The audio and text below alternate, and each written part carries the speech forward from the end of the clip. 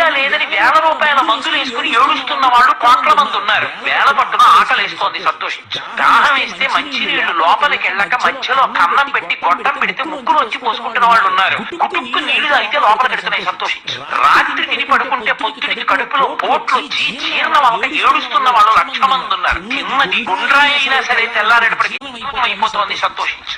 పడుకుంటే నిద్ర పట్టక చారుడు మాత్రలు వేసుకుని పడుకుంటున్న వాళ్ళు ఉన్నారు. తలగడా మీద చెయ్యట్టుకుని ఇలా పడుకుంటే నిద్ర పడుతోంది. పుస్తకం ఉంటే తప్ప మాట్లాడలేని వాళ్ళు ఉన్నారు. వేదిక ఎక్కి కూర్చుని మాట్లాడటం మొదలు పెడితే గంగా ప్రవాహంలో వస్తుంది, సంతోషించు. ఈశ్వరుడికి ఆరోగ్యానికి.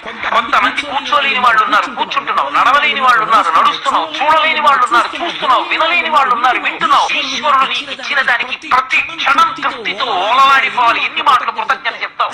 అది మానేసి ఎప్పుడు ఏదో పోయిందాన్ని తలుచుకుని ఏడవడం కాదు, వచ్చేదాన్ని ఊహించుకుని అలా జరిగితే బాగుండని కలువలు ఎగరేయడం కాదు. ఇప్పుడు